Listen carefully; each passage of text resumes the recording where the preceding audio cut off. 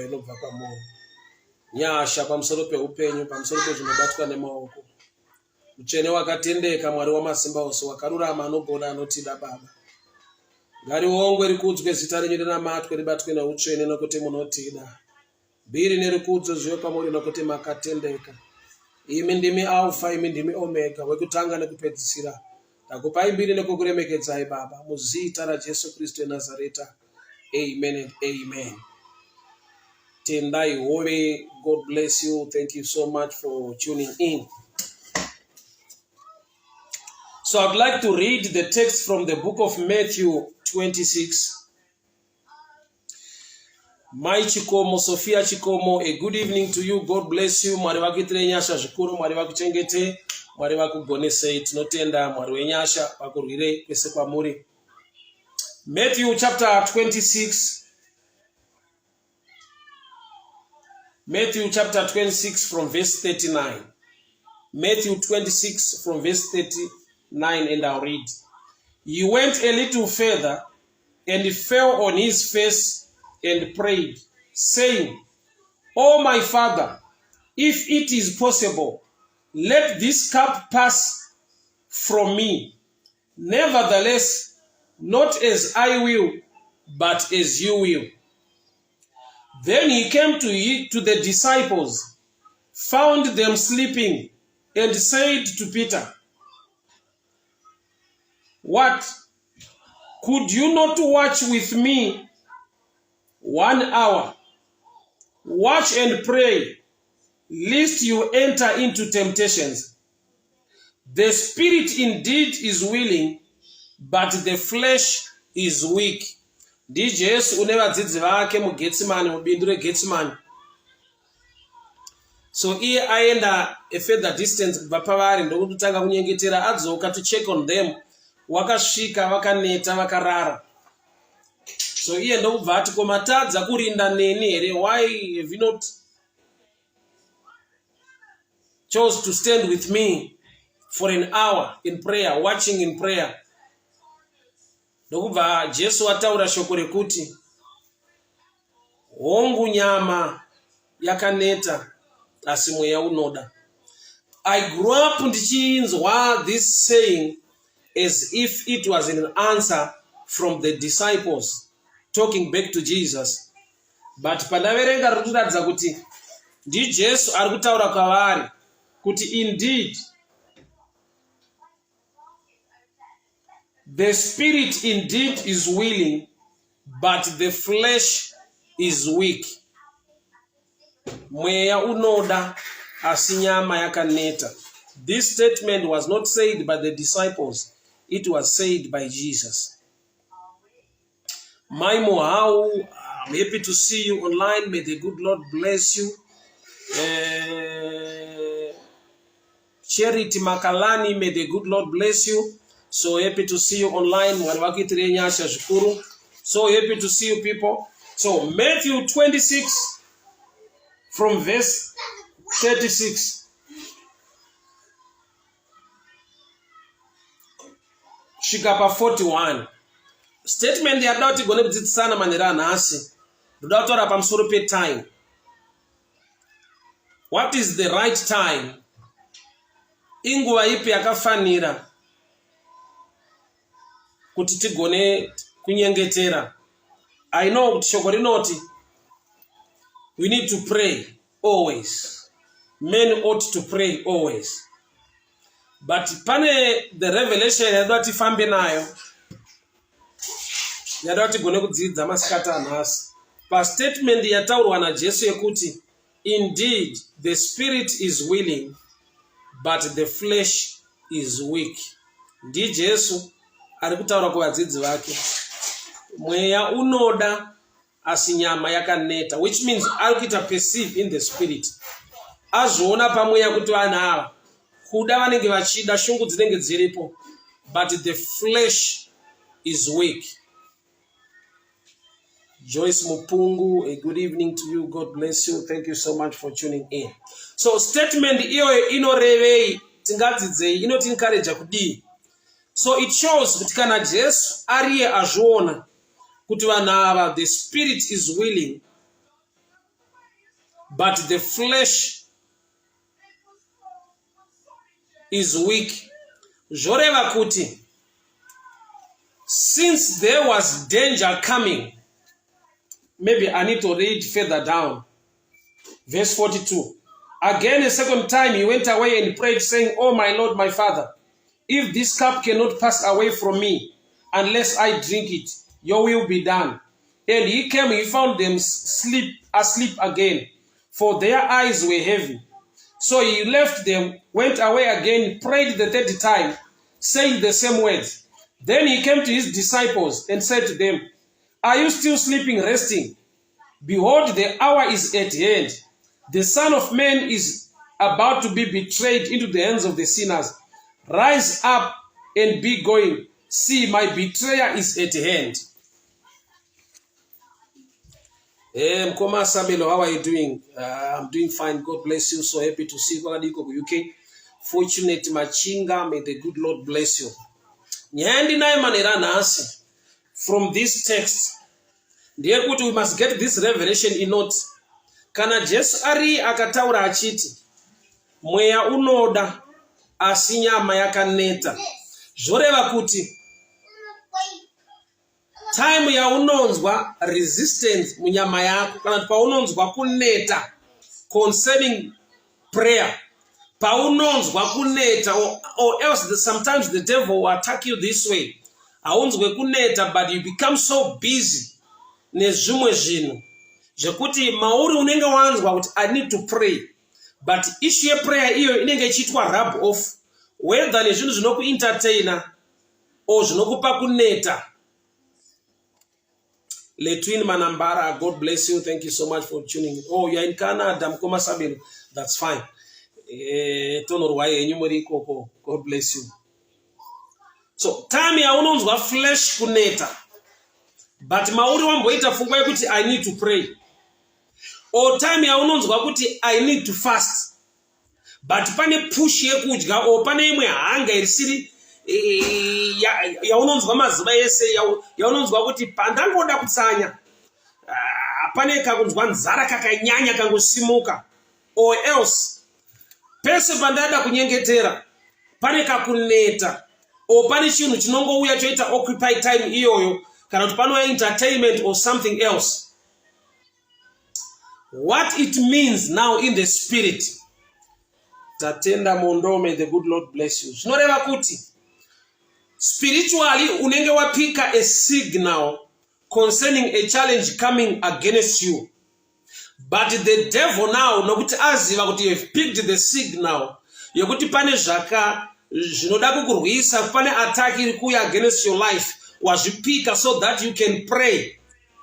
Anopa nyama yako kuneta, kana kuti anokukeepa busy or entertained nezvimwe zvinhu to an extent yekuti unozongerekana wamune rimwe zidambudziko nerimwe zichallenge, but woita mubvunzo kuti but ndambonzwa the urge to pray, the urge to fast or to do something, handizive kuti ndazoneta sei. Pane pekuti the attack ichida kuuya spiritually waipika in the spirit, then the Holy Ghost Mweya Mutsvene ndokubva akupa a signal yekuti you need to pray. So issue of prayer wainzwa, but the flesh now, nokuti the devil anoita rule in the flesh. Flesh inobva yapiwa kuneta, inopiwa entertainment, inogona kupiwa zvimwe zvinhu zvokuti uite a little bit busy.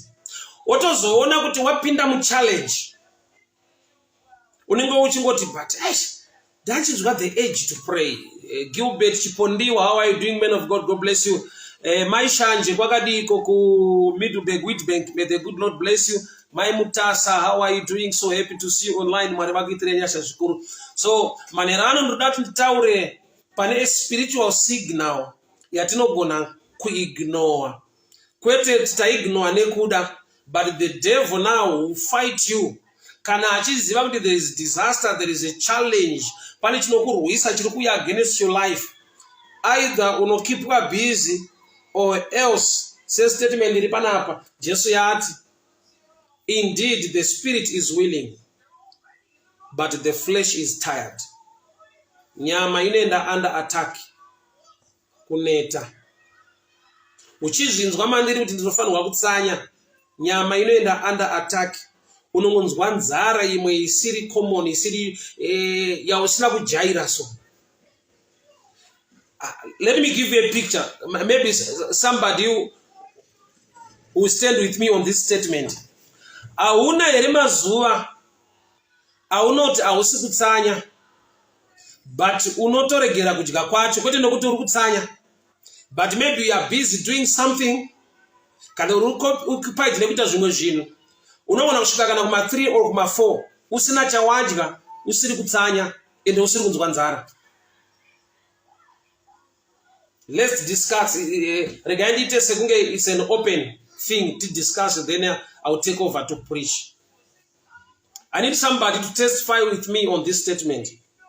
Auna ere mamwe mazuva ekuti hausi kutsanya, auna tomboplana kutsanya uchinamata nekuti but you need to so busy to an extent yekuti haunzwe nzara. Hausi kutsanya, haunzwe nzara. Kunotosvika kuma 4, kuma 5, kuma 3, kuma 2 usina chawaisa mukanwa, pasina nzara yawanzwa. Zvokuti wega unotozvirinda kuti but hapana chandadya kaini, ndatoswera kaini hapana chandadya. Sei kunzwa nzara ikoko kuchiitika padera usina kuplana kuti I need to seek the Lord, I need to pray. But when you plan now kuti I need to pray, I need to fast, panokwana 10, 11, 12 nzara yacho inoita too much.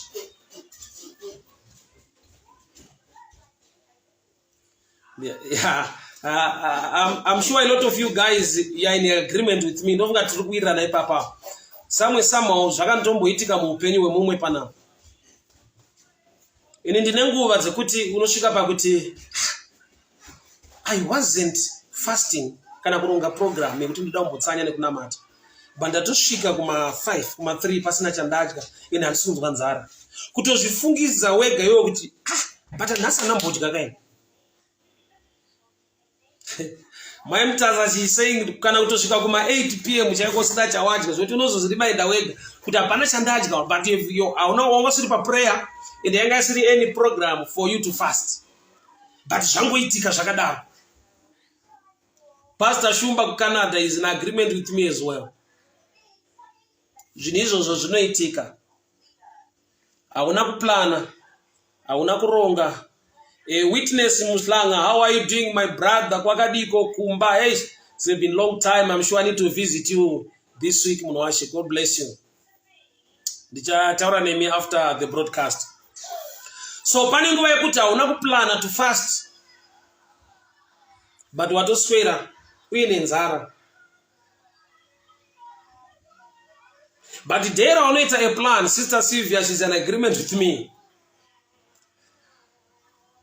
Pangatouya munhu anotokuoffer kuti I want to take you out for lunch.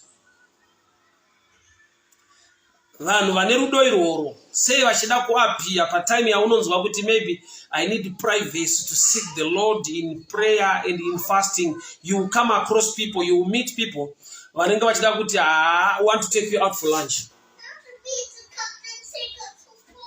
Pese pawaronga kuti I need to fast, ma offers evanhu vari kuti want to take you out for lunch anorekana auya. Ndoda kuti mauri muite chinhu chinokupawo kunyumwa. Mauri ngamuite chinhu chinokupa kunyumwa kuti how come ndaronga fasting and this guy are just coming in vachiti tida kukuendesa kulunch. Mukoma witness vari kuti hanzi dera unongoronga ndoda kutsanya 6 a.m. panenge pane imwe nzara inotanga yatumwa chaichai. Kunouya nzara kuma 6 a.m. usati watombobuda mublanket, dera unoti nhasi ndoda kutsanya kutanga na 6. Satani wacho una 6 anenge achitanga kutuma nzara yake isiri normal. But musi waunoti I'm not fasting, ndiri kuda hangu kungoswera chitandara ndichitamba nevamwe, unogona kutokanganwa kudya. 3, 4, 5 o'clock unachawadga unakutsanya. But on the day fasting, wano offer chikafu wano wanika. Pastor Gledman, see how are you doing? My brother, may the good Lord bless you. So happy to see you online. So from this text now, Matthew 26, verse 41. Watch and pray, lest you enter into temptation. The spirit indeed is willing, but the flesh is weak. Ndi Jesu arikudaro now. Abasivadzidzi vake ndi Jesu arikudaro. Which means arikutipa message. Dai vari vadzidzi ava taiti opinion yavo sevanhu. But this is Jesus saying now. Kuti nyama yakaneta asi mweya unoda. Long back ndaifungidzwa kuti vadzidzi ndo vakapindura kudaro. This was not an answer from the disciples. This is Jesus talking to them.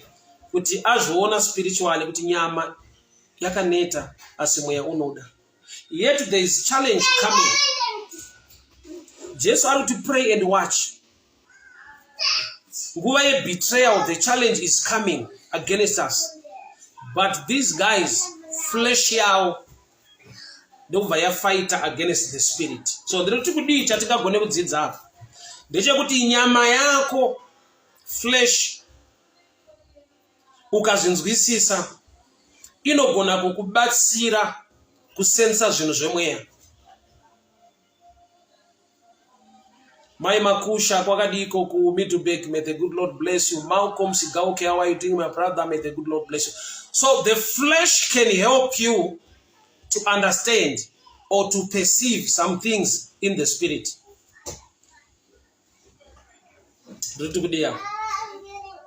Paunonzwa nyama kuneta, iyo wapika a signal of prayer. Paunonzwa nzara isiri common so. You pick a signal to fast and seek the Lord. There is a challenge coming against your life. And the devil knows kutukapinda prayer. The Lord will strengthen you. The Lord will guide you. The Lord will give you wisdom. And the Lord will give you breakthrough. So he knows kutukapinda prayer chinishwa gona kudila nacho. Saka chaanoita ndechekuti anouya ku flesh. So you can postpone now. I remember one day, Pandai teacher concerning my dreams. My dreams, whether you are a believer or not, my dreams chinichungori spiritual. And when you are a believer, dream haina power than the dreamer. Brilliant Motsi, may the good Lord bless you. Kureva kuti ukavane a negative dream, a weird dream, that's a signal. There is a fight in the spirit beforehand for you to take action. So my dreams, my warning. Saka uchiona kuti kana ndichiti dream I warning spiritually. Saka uchizviona kuti zvingani zvaunorota ukangano. Zvaunonzwa kuti pane zvandarota man, very sensitive, pane zvandarota man, but paunomuka kuseni ubva usvikangano. Kogoita zvinhu zvokuti ukarota ukangano. But pane zvokuti ukarota, maybe you can explain halfway of the dream, or else you can actually forget the whole dream.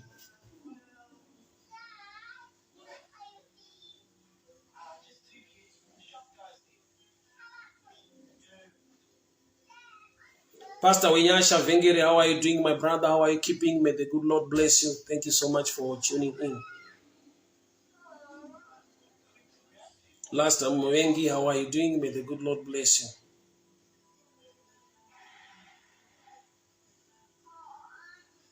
Ariko my dreams.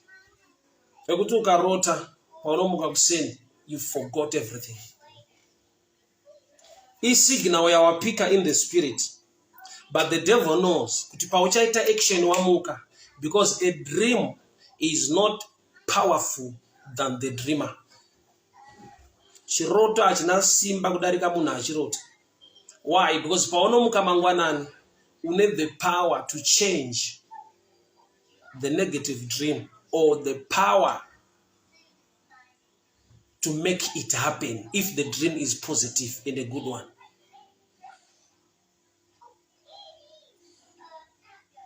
pane pekuti ukava nechiroto chakanaka, pane pauti unongochirota zvinhu zvakanaka, uchingorota zvinhu zvakanaka, iri a signal yekuti good things spiritually zviri meant kukuloketa nekupane zvakanaka zvoda kuitika muupenyu hwako. Ukangozvirota, then you relax. The devil anoita temper around ne that thing, otochifaita chobva mupath yeupenyu hwako. But ukarota chakanaka, you have also the power rekuchidhonza kubva munyika yemweya kuti chimanifeste munyika yenyama. Amen. The dream is no power than the dreamer. The dreamer is more powerful than the dream. Muroti ane simba kudarika chiroto. Why? Because paunomuka mangwanani, if it's something good, chiri positive, you can pray. By prayer, you are taking jinjaona in the spirit to cause it to manifest in the flesh. If the dream is negative, you also have the power to cancel that negative dream. So dream is also a spiritual signal muupenyu hwemunhu. Saka zvinoitika ndezvekuti paunomuka mangwanani, because warota chiri a spiritual thing. Pawamuka mangwanani kuti uchimeka decision wakuimeka in flesh, in thinking, kuti ndoitei pamusoro pechiroto chandarota, ndongoudza vanhu here, ndonamata nezvazvo here, ndocancela here chinichi, kana ndodeclare kuti chimanifeste muupenyu hwangu. So flesh pachayo, nyama, painova weak, iwe wapika a signal echinhu chiri spiritual. That's a sign yakuti the devil does not want you to achieve chinhu ichocho. Saka wachirota anokuataka kukanganwa, akasaataka kukanganwa anokuataka kuti you just ignore it. Unongochitozwa ndarota zvakati, but you just ignore. Nokuti pane pamwe pekuti unongochiti ini zvandorota hazviitike. Chinoita zvisaitike ndechekuti chikava chiroto chawarota ukangochi-ignore, hachina kuzowana the backup, the power from the dreamer. My Ruva, hope, may the good Lord bless you. Thank you so much for tuning in. So Jesu ndiye ari kuti mweya unoda. The spirit indeed is willing, but the flesh is weak. In that very hour, vari muGetsemani, the enemy is about to come. Attack irida kutoitika to Jesus and the team in Gethsemane. So Jesu ari kuda kuti vadzidzi vake vapinde muprayer. Why? Because pamunopinda muprayer, nyangwe pane chiri kuuya, you act accordingly, or God will give you the revelation or the knowledge on what to do. That's why makaona kuti pakazouya the team ina Judas, Peter akabvisa banga raanga ainaro akacheka nzeve yemunhu. Havasi meant to fight back. But nekuda kwekuti havana kuita engage in prayer because of the flesh, vakumeka ma decisions panyama. And the decision ya Peter yekucheka munhu nzeve is not the right one. Jesu ahapo kuti adefend kwenevadzidzi vake. Why? Because iye muprayer atoti baba kana mazvitendera, if this cup kuri kuda kwenyu ngazviitike saizvozvo. Oh my Father, if it is possible, let this cup pass from me. Nevertheless, not as I will, but as you will. But as you will. So Jesu ari an agreement nepfungwa yaBaba yekuti agone kubatwa aendwe naye kuGetsemane. But because the disciples havana kuita engage into prayer, they are now fighting. Vachita sekunge vari kudefenda Jesu, yet they are fighting against him. Rega ndipatsanangure moshe papa. zviri kuitwa naPeter zvekucheka munhu nzeve zvekuda kudefenda Kristu, he is wrong. Nekuti Jesu paapinda muprayer watenda kuti Baba kuda kwenyu kuitwe. So he is ready to face the cross. He is ready to go to Calvary. But because the disciples didn't pray, vakumeka ma decisions panyama. So parikuedza kuda kudefenda Jesu is actually fighting destiny ya Kristu. Nokuti wakauya panyika kuti anotifira pamuchinjikwa. Saka uyo akuda kuedza kudefenda, ari kutoedza kuvhara zvaakainga nezvaatenda kuti asangane nazvo. So flesh ya contributor now kuti vaite ma wrong decisions. Ari kubva mukana mindset mukufunga kwavo, because havana kuengage into prayer. Chavafighta chavatadzisa kuengage into prayer chi nyama yanga yakaneta. Munhu anoneta, that's true. But issue ya prayer iri dimensions akasiyana. Seer one, Prophet Ephias Jengeta, how are you doing? Say, so happy to see you online. I'm so humbled to see you online, man of God. God bless you. Thank you so much. Judith Rusenza, you're welcome. God bless you. So, Jesu party nyama yakaneta Mweya unoda.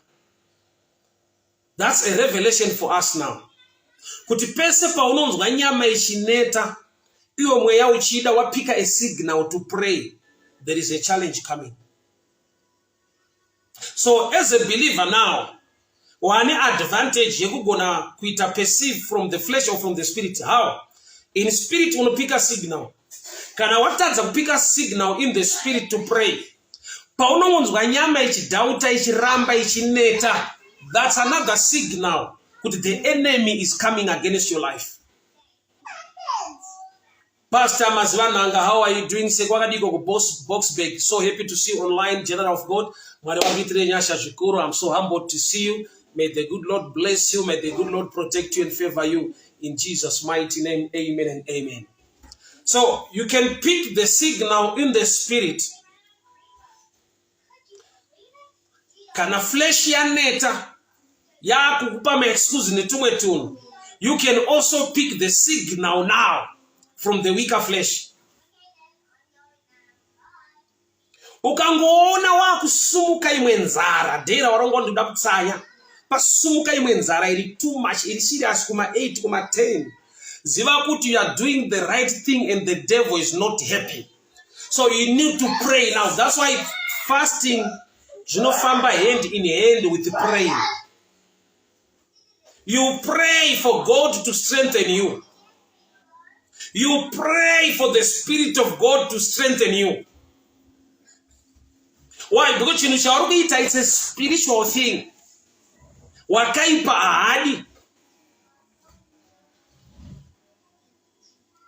So team ya Judas is ready to strike. Is ready to come against Jesus. Getman.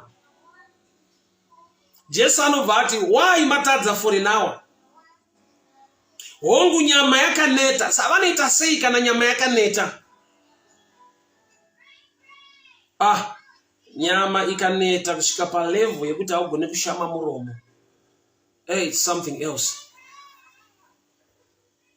Kureva kuti vaigona kuita prayer, even vasina kumira, not standing, vasina kufugama, but lying on the ground. But iyo vakangosvika pakungorara, kungozvambarara. Ndokubva vaneta zvekuti havachagona kumubva malips nekuita prayer. Even the kind of prayer unoita inenge whisper.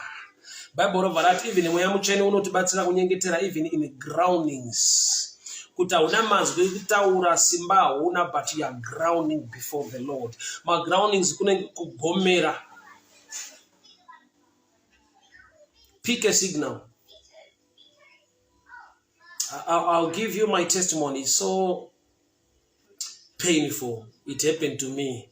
It's so painful. It happened to me 2014. the very week my son passed away, I had a dream. I saw a golden coffin. It has in a dream. That's the part you do not remember. In that very week, warota. Then namuka and now ndaka share nae. But pale patakatanga kuita ma discussions as a family. Because it was towards Xmas. Chitaura chita tina wa musekuru wedu wakashaya une New Year. Tichito discuss iwo ma holidays anofara vanhu ivava. Ino mwanenga wakatotsamwa nekudini. I didn't pray about it. I got that signal, that dream of a coffin, a golden coffin, and I tambidzwa.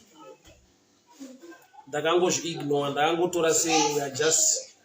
So when you are growing in the things of God, there are times ekuti unotozorealiza wakura kuti that was a signal yadaifanirwa kuti as a family, yataifanirwa as a family to pray or to fast, canceling, but I don't want to receive that golden coffin.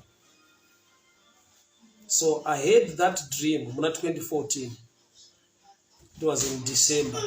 So my son died 23 December.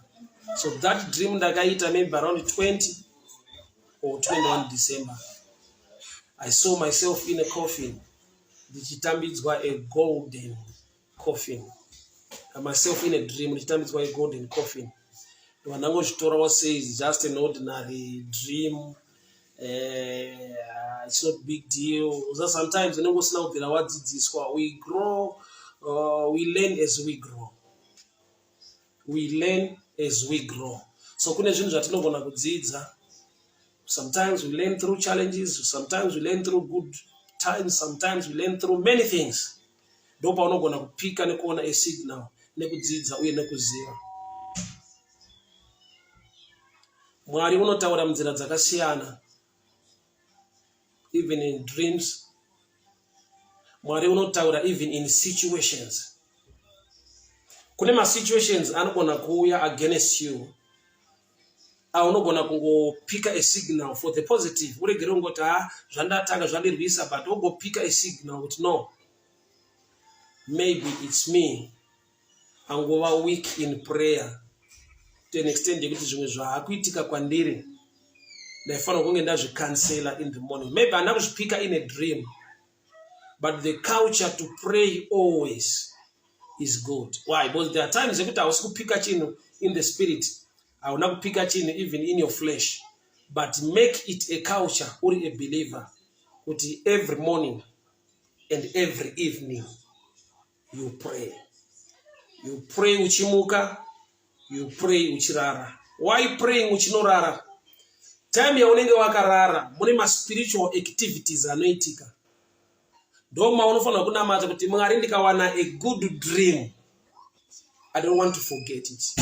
Mwari ndikapika a positive and a correct signal in my dreams, help me to pray about it.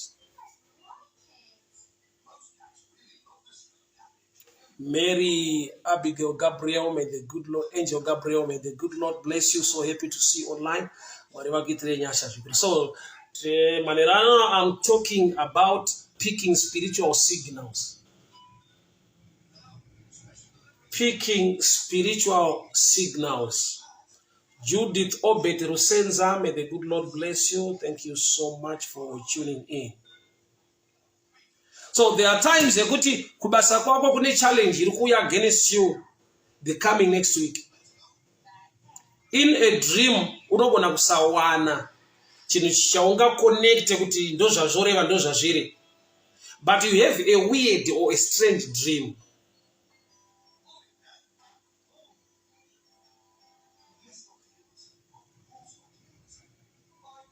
Saka chinoitika ndechekuti wakaipa unokupa kukanganwa.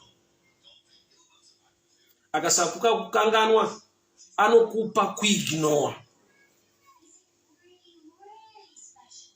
Why? Because unozviudza wega kuti ina ndisana mborota zvinoitika.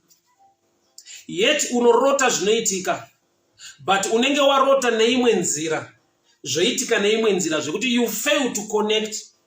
Kuti paye pandakarota ndichimhanyiswa nembwa. Ava vanhu vavangondidzingirira kubasa. These are the dogs dzakarepresentwa in my dream.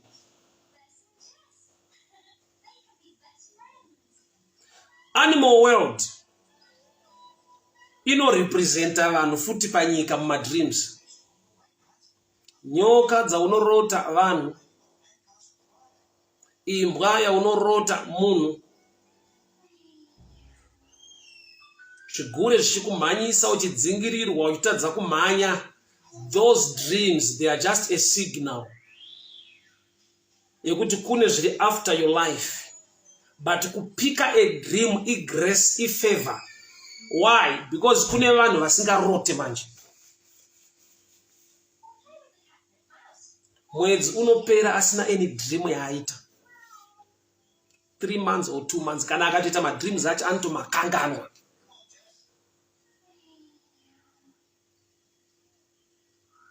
So ifavor dzitori nyasha kuti ugone kuva munhu anopika madreams kana kuti anotorota. Because kurota ndo imwe yenzira inotaura naye naMwari kuvanhu. Some are prophets. Avamirire kurara kuti varote, but some Mwari anoreleasa ma visions and dreams. So my visions and my dreams zvinhu zviri spiritual, whether you are a believer or not. But zvakanakira ndechekuti the dreamer is power over the dream. Why? Because ukarota zviri negative, watopiwa a highlight, a hint yekuti something bad is about to happen. You can cancel it, you can change it.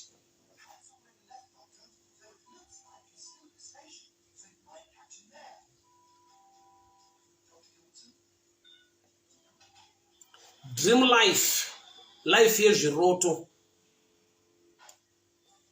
ilife yekuti munhu wawanirwa nyasha kuti apike a signal kuzvinhu zviri kuitika munyika yamweya, either against or zviri to your side.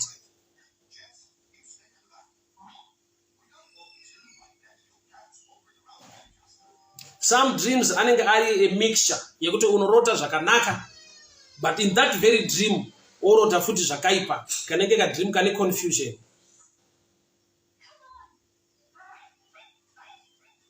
But iyo yekuti wapiwa nyasha dzekuti ugone kuva nechiroto, the dreamer is powerful than the dream. Pari kuda prayer kuti zviitike zvimanifeste positively. Pari kuda prayer kuti zvisaitike zvisamanifeste nekuti zviri negative.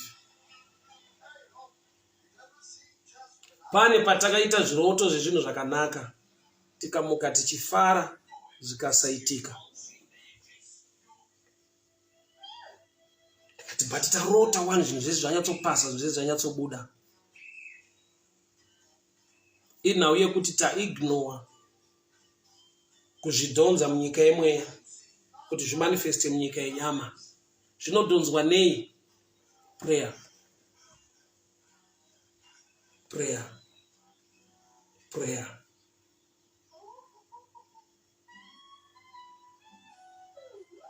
Prayer is lifestyle ya believer, whether in trouble or whether mukufara. Prayer must be a lifestyle of a believer. Zvikuru sei ngoti apa ndikutaura mendarereka sei towards my dreams. But I've given you my own testimony. Zvinhu zvinorwadza. My testimony zvinhu zvinorwadza. Zvakaitika kwandiri. I lost my son 2014, but the very week I had a dream.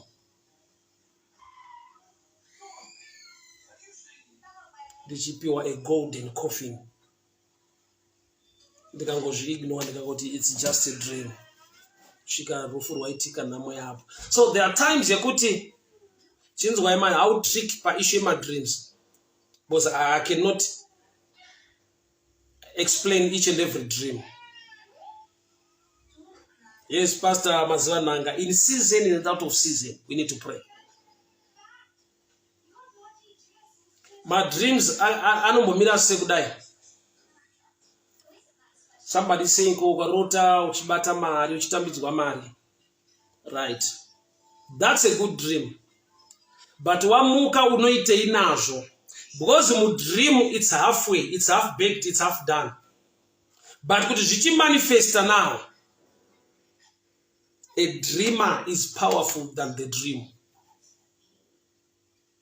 You can cancel or unogona kunamata to make it manifest. I was applying a visa to America. That was before COVID. I applied a visa to America. And my wife shared a dream. That very night, she had a dream. I got to warota and tichifara. I don't visa right. I had a dream that warota mitopiwa visa renyi muchiyemwerera muchidi. So I just got out of the blankets. Kugeza uyo ndo bana manya ku embassy. Ndasvika kwe surprise. Vari kudina visa. But dream mother vanyatsorota dream tichitambidzwa nechidi. Ndo pana kazo discover now kuti dream is half baked or it's half cooked or it's half done. The dreamer is power.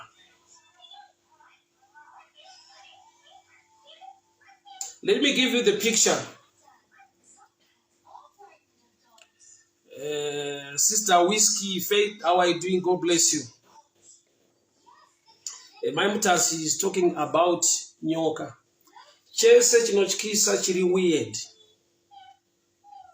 Chese chinochikisa chiri weird. Chinoataka upenyu hwako chinokuvhundutsa. Chinoda cancellation. Okay, let's go to dream yakaitwa na Peter. Peter wakambowana a vision. Muine nyoka muneshi, but there was a voice. Ramwari raitaura kuti uraya udye. Iye ndokubva aramba Mwari ndokubva tai vachandanatsa kuna anoti chakaipa. So the vision yemhuka dzisingadyiwe dziri weird dzemusango dzinotyisa yanga iri accompanied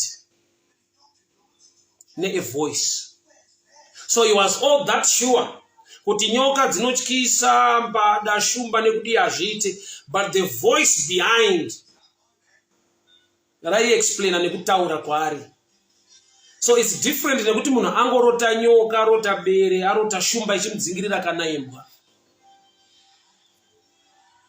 And hapana voice riri kutaura zviri positive raunonzwa ndi Mwari vari kutaura.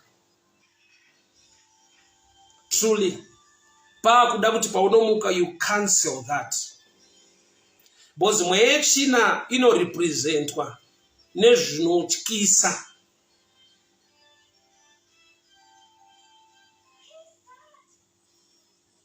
Kana warota chinotyisa chisina back up ye voice riri kutaura zviri positive, truly that's a dream from the pit of hell.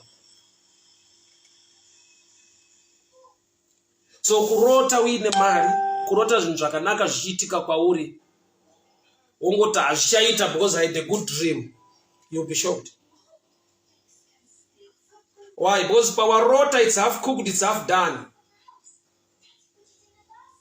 Daniel mindro yake yakariliswa kubva kudenga, but ndokubva yabatwa nemuchinda wePersia isati yasvika kuna Daniel. Kuroti denga parakupa eklu pararelisa mari yako, basa rako, muchato wako, watozviona iwewe. But pane pazvinohenga panoda iwewe nawo kutokwinya kutosimba chaikuti Mwari zvamandiratidza ndazviona uye ndinotenda kuti zvinoita nokuti mune nyasha neupenyu wangu. Every hand of the enemy, every blockage, every evil outer iri kuda kukonzera kuti zvisamanifeste ndo yaunofanirwa kurwa nayo.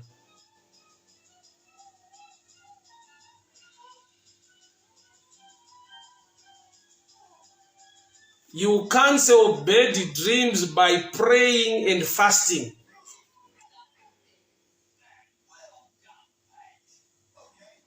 You cancel every negative or bad dream by praying and fasting. Saka zvinono paunotoda kutsanya, Satani aziziva kuti wapika signal in the spirit yekuti pane zvoda kukuataka, unoda kutsanya, nzara yaunonzwa ipapo 8 chingokwana. Unoziva case iri serious. The devil knows kuti pandoda kuita engage the spirit of God in prayer and fasting, anonzwa kuti nzara ngaishienda iko flesh inonyanya dominatewa nezvozvo. Saka Jesu ataiwa mweya unoda. Saka uchiona kuti wese anoda kunamata anoda kuita zvakanaka, wese anamata anoda kuti aite zvinodiwa naMwari zvakanaka. but the flesh in a stronghold inorarama munyama imomo inokuti prayer imbomira. Satan unoronga zvinhu zvekuhaijeka destiny yako. Inzwa, Kenani inenge iriko. Mwari paari kuburitsa vanhu kuti vaende kunyika yeuchi nemukaka. Kenani is real, Kenani is there. But along the path, ndofunga ndakambokushumira pamusoro perudzi runonzi maAmalekites. Rudzi rwakatanga kurwa nevana veIsraeri vasati vapinda Kenani, but vachangobuda muEgypt. So kune zvinosimuka pakata.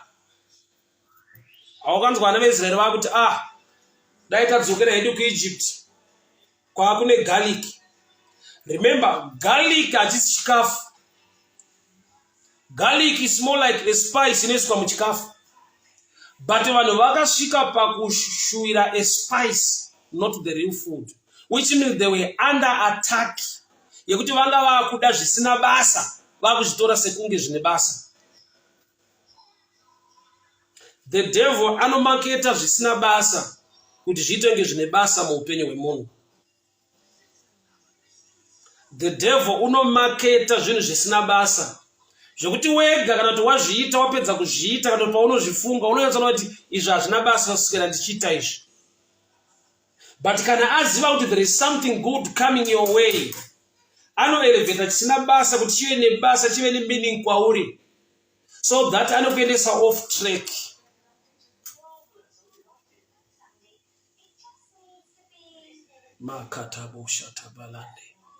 My Catherine Taruvinga, a good evening to you. Kwakadiko kuBotswana, mwari vakuitire nyasha zvikuru. Sister KG Kena, how are you doing? May the good Lord bless you. Kwakadiko kukapa, mwari vakuitire nyasha. Thank you so much for tuning in. So Jesus at the spirit is indeed willing, but the flesh is weak. Which means ukaona flesh yakungoneta neta, you already watopika a signal kuti une zvinhu zvaunoziva zvaunofanirwa kuita. Chese chakanaka chaunofanirwa kuita, the devil haakurega uchingoita at easy. Ane zvaanopresenta, ane zvaanoda kukuudza, ane zvaanotraya kuita, so that wega unongonzwa kuneta obva wasiyana nazvo.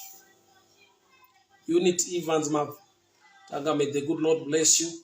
My Pedzisi, how are you doing? How's your family? May the good Lord bless you. Thank you so much for tuning in. The spirit is indeed willing, but the flesh is weak. So the devil, aona kuti spiritually, unotenda muna Kristu, unonamata, unoda Mwari. Ende watopika unekutenda kuti Mwari vachakupa kubudirira mukati megore rino. Mwari vachakuitira nyasha nefavor pazvinhu zvaunobata. Saka chaanoita chii? Aona kuti wapika zvinhu in the spirit, anouya through the flesh. Kana chiti through the flesh, kureva kuti dzimwe nguva haauya achizvitaura mauri kuti ita izvi, but he can send people to your life. Kune vanhu vekuti unoita nguva usiri kuvaona, but pese panoda kuitika chakanaka muupenyu hwako unosangana nevanhu ivavo. I don't know kana ndichitaura nemwe munhu, but can you relate? One or two guys, can you relate? Kuti kune vanhu vanotange vanonyumwa, unge vane mishonga, unge vane zvinhu zvavanazvo. Pese panoda kuitika chinhu chakanaka muupenyu hwako, vanokufonera, vanokumhoresa, vanosangana newe, vanokutsvaga. Ameno kana pane akambo experience chinhu chinenge ichocho. Pastor Bakan Tupane, how's Botswana? May the good Lord bless you. So happy to see you online. Mwari vakuitire nyasha zvikuru. The spirit is willing, but the flesh is weak. Flesh nyama inorepresenta inini iwewe vakatikomberedza. Kune vanhu muupenyu wekuti kana wa receive a good news, kana kuti une a good promise, une chakanaka chida kuitika muupenyu hwako, vanokufonera, vanotaura newe, vanoronga kwekuti muende kwekunotandara, vanoronga zvimwe zvinhu zvokuti wega unogona kunonoka kupika signal kuti how come ndasangana nemunhu tikatoronga zvinhu izvi akandidivheta kuita pazvinhu zvandaida kuita.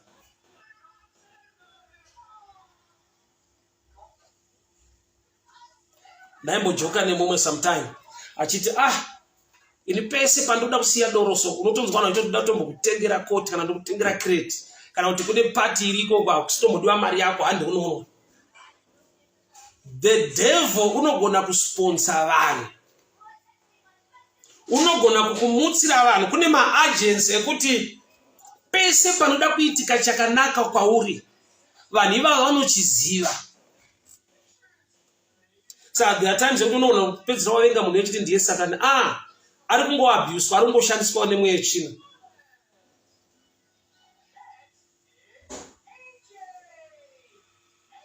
Pese pane good promise muupenyu hwako. Saka uchiona naturally zvisiri zviri spiritual, naturally vanhu vanotaura vachiti dzimwe nzendo taurai madzoka, dzimwe nzendo taurai madzoka. Inyaya yekuti zvakatopikwa signal iyo vanhu vazhinji vanotoiziva naturally kuti there are people wokuti ukaudza chinhu kwete nekuti vanoroya but kuti vakagarwa neuroyi without willing, havana kutomboutsvaga but spirit yakanozendama pavari zvekuti vakanzwa news idzodzo vakangotaura chavataura chinobhekwa muspirit. Kana vakati zvipa hazvibude izvi, kwaruda kuenda kunonetsa kusitombodiwa vanhu, hauchaendi. Saka iwewe manje wareceive good news, une a good promise, why are you relaxing? Okay, let me go to the book of Judges chapter 7. Judges chapter 7. Nyaya mukomana anonzi Gideon. Toda tuone kuti Mwari vakafunga kukuropafadza. Mweya yechina ineka kunyuma inopika a signal ye blessing. Remember the devil is a spirit as well. Gideon, Mwari havana kumadvertise kuti ndiye wandiri kushanda naye, ndiye wandabheka, wandiri kupa power kuti adzikinure vana veIsrael. But the Bible rinoti Judges chapter 7.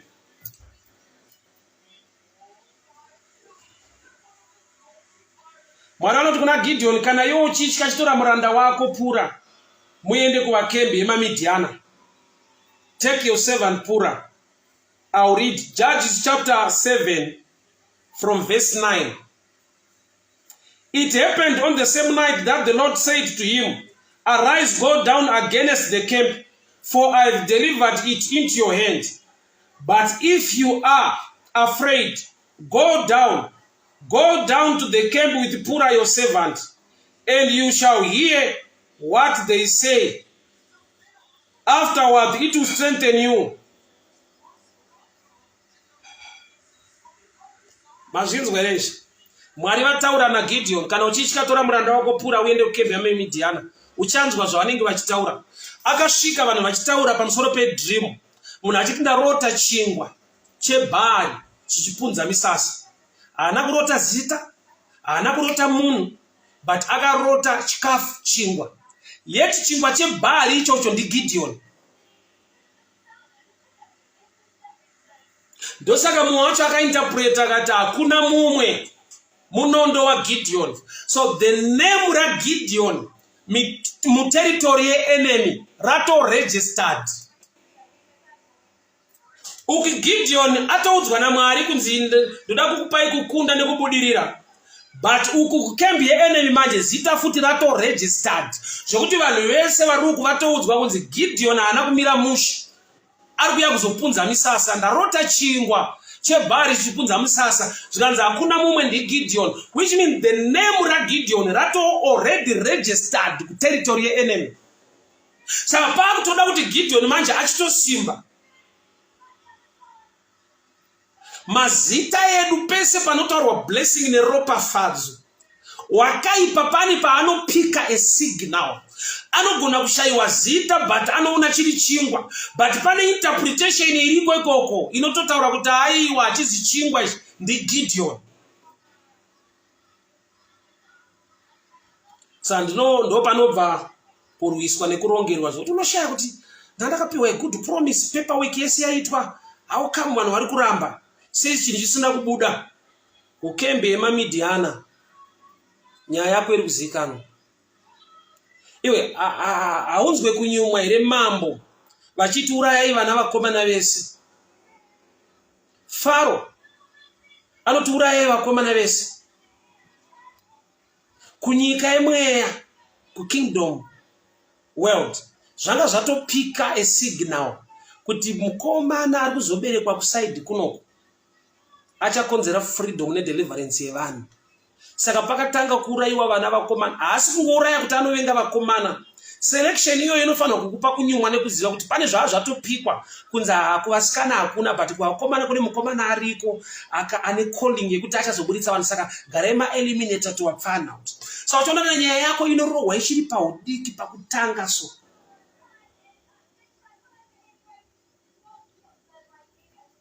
Usati watomboenda kure, nyaya isati yatomboenda kure so. Zvinongotanga pakuti paperwork izwa uchitofambira kuti nyaya yacho iite, unogona kutorasa mapepa acho mubhazi mukombi. Ndaitaura neimwe hama neimwe nguva achiti ndaida kuenda kuUK, saka anga ari kuSouth Africa. Saka ndakauya kuZimbabwe kuti ndigadzire mapepa angu. Saka esana andinawo akarasika mubhazi manandiri. Hakusi kurasika kuri ordinary. Munhu atravela makore akawanda nebhazi panzvimbo iyi. Pese paari kufamba nezvisina basa hazvirasiki. It takes me to the Evangelist ndakaparidza nezuro. You can just visit iro page. Pane message ndakaparidza nezuro concerning destiny ndakaparidza kumbari. Munoona kuti Rahab kunzi anzi chifeve inyaya yekuti mumba make maizara varume muchipinda varume vanhu vangasina basa nazvo. But day rakatumwa varume 2 vakazokonzera kuti iye asurvive. Mambo the king of Jericho akatuma vanhu kunoudza Rahab kuti buritsa vanhu vapinda mumba mako. Sei mazuva ese amakamurega nokuti kuti azoqualifya kunzi munhu ichifeve maimurega achiita zvinhu izvozvo.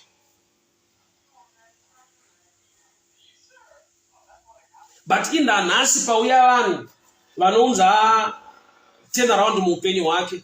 Even the king of Jericho akatonyumwa kuti vanhu vauya mumba maRahab vane destiny yake ngavabude imomo. But Rahab akavaviga. Sir David unoti shoko renyu ndakariviga mumwoyo mangu kuti ndiregere kukutadzirai. Rinotoda kudefendwa, rinotoda kuvigwa. Rinotoda kudefendwa, rinotoda kuvigwa. The king of Jericho assigned the people kuti endai kumba kwa Rahab. That's Joshua chapter 2. Joshua chapter 2 from verse 3. So the king of Jericho sent to Rahab saying, bring out the men that have come to you. Remember, there were 2 men who were sent. Those 2 men represent the word of God, the Old Testament and the New Testament. Because David did not shoko renyu ndakariviga mumwoyo mangu kuti ndiregere kukutadzirai. Rinoda kuprotectwa, rinoda kuvigwa. Pese panopinda chine destiny, chine blessing na upenyu hwako, kune mweya inosumuka. Kana shoko rati the king of Jericho, kureva kuti kubva rini mambo wemuJericho achimonita zvinoitika mumba maRahab. Paringonzi the king is a shadow picture yekuti the kingdom of darkness.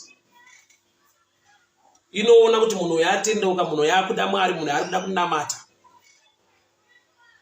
Saka launchai attack.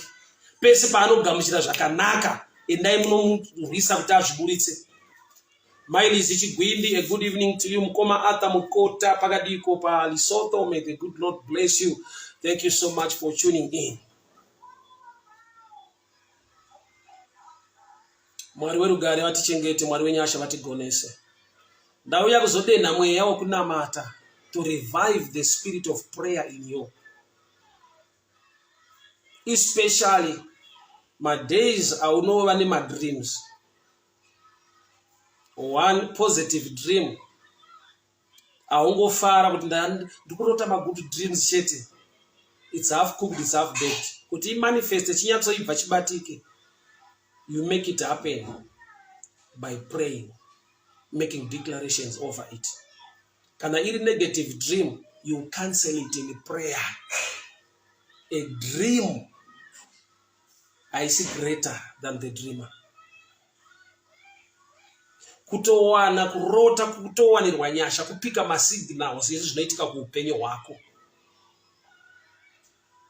Because dream rinogona kufamba. My Mare, may the good Lord bless you. Thank you so much for tuning in. Pane paunorota zvakaitika kare. Ne paunorota zvichaitika. There are times ekuti I don't know kana pane munhu anogona kurelata neni. Unorota chinhu nhasi wochikanganwa. Chinhu ichocho chozoitika exactly pachinoitika physically ndo paunozorangarira kuti zvinhu izvi unombotanga uinetseka ndakazviona kupi zvaitika kupotozonoti aizvi chinhu ichi ndakambochirota ndikangonyarara ndauchitaura but chaitika exactly sekurota kwandakaita. So my dreams anotravela both sides. Anoenda into the future, anoenda futi backwards. Anogona kutokuudza zvoda kuitika the next hour. You can get a vision yekupika zvinhu izvozvo.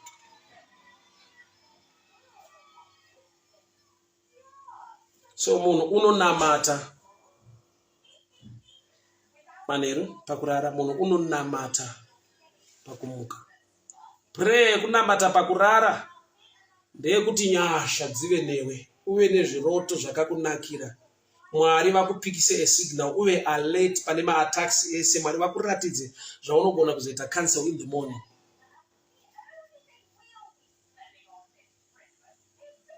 Dreams are real. Visions are real. Dreams are real. My visions are real. Don't just be happy. Nokuti waita a good dream. It's half done. Why? Because kana watochipika wachirota kuna tichato mu spirit realm. The devil is also a spirit. Unogona kupikawo ma signals iwayo kuti kune chakanaka chida kuitika mu upenyu wako.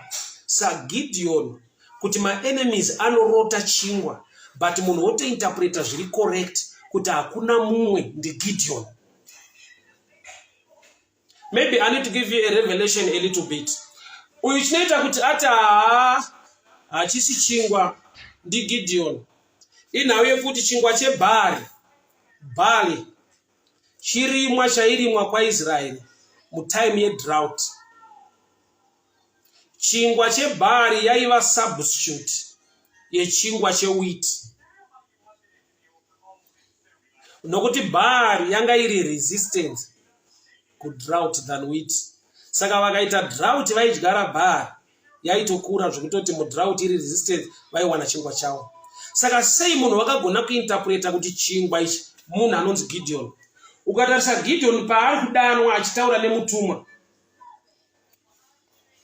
anotaura kuti isu kumhuri yekwedu kwaManase, kumba kwedu, handisi munhu angatarisirwe. I need to read kuti tigone kubatsirika panapa. God bless you, God bless you, God bless you, God bless you.